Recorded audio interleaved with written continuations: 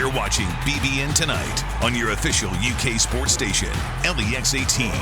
Presented by Central Bank, the official bank of UK athletics. Welcome back to BBN Tonight. It's not game week until we can talk to the voice of the Wildcats. Tom Leach joins us now. Tom, before we get too deep into South Carolina prep, what are your thoughts on that Chattanooga game?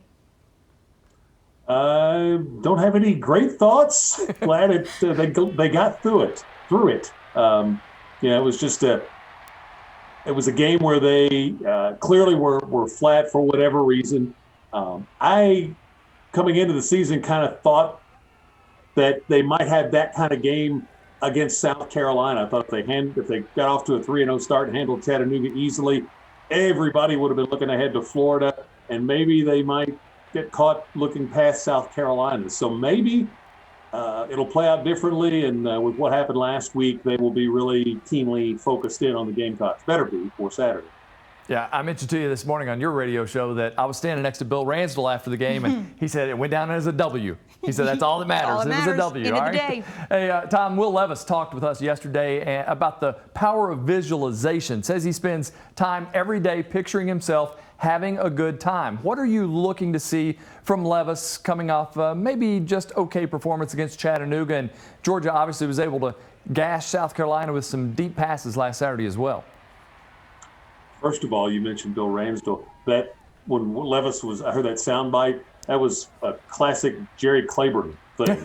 He was all into that concept of visualizing success. For Will, this is an opportunity for the offense to come back out and make a big statement against a SEC team on the road, because Kentucky's got a brutal stretch coming up. And I thought coming into the year, it would take a few games for them to really to get game reps, to get fully comfortable with this offense. And I think this process is still going on. So the more progress they can make in that area this Saturday. Will's got he had a couple of bad interceptions last week. The two interceptions previously were off tip passes, so you can, forgive those, but got to clean up those mistakes from last week. But, I think Kentucky has shown us they have some big-time playmakers now. Wandale Robinson at the top of that list. So I think the offense is probably going to be counted on to come up with probably somewhere around 30 or so to win this. Tom, yesterday South Carolina announced that Luke Doty would be making the start at quarterback. Doty was the presumed starter coming into the season, but he was hurt. So grad transfer Zeb Noland has been taking snaps until last week when he was also injured. Here's what Coach Beamer had to say about his quarterback. Zeb gets hurt, and Luke just handled it. It was fantastic. There's no flinch, no bright eyes. It was like, all right, let's go. And then just the leadership that Luke showed, kind of rallying the troops and keeping the offense going, and I think he called the team up right there at the beginning of the fourth quarter and was talking to them. So he's a fantastic leader, a fantastic player, and he's a warrior, and glad he's on our team.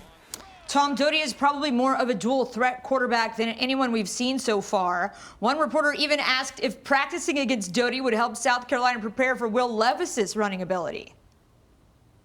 Yeah, I guess we'll see on that one. Doty's the guy who was supposed to be the starter anyway. So, and Coach Stoops this week said it didn't really affect Kentucky much, which one of the two quarterbacks they went with. So, looks like Doty's going to be the guy.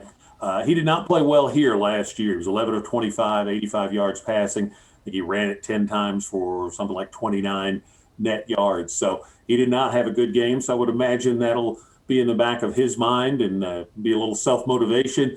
Keith and I were talking about this earlier today. I think coming into the season, Kentucky fans had that Missouri game circled as a big one. You win that one, gets you off to a great start.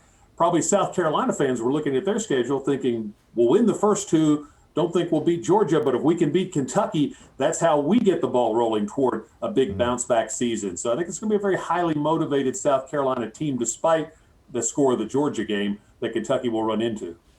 Tom, one thing we've talked a lot about this year is the defensive line getting home and getting that sack production up. South Carolina's offensive line has struggled the first 3 weeks of the season, particularly against Georgia last week.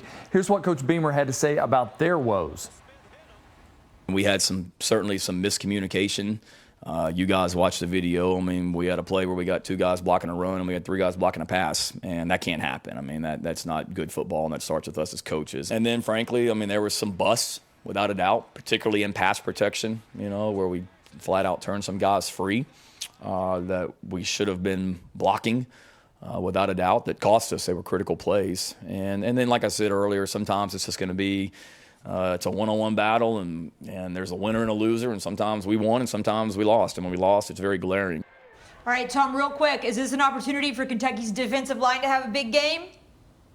Sounds like it. They had 9 quarterback hurries last week. They just didn't get home. Hopefully the return of Jordan Wright can be a big plus, too. All right, Tom, thanks so much. Look forward to listening to your call from Columbia on Saturday. Sounds good. See you next week, guys. All right, stay right there. You're watching BBN Tonight.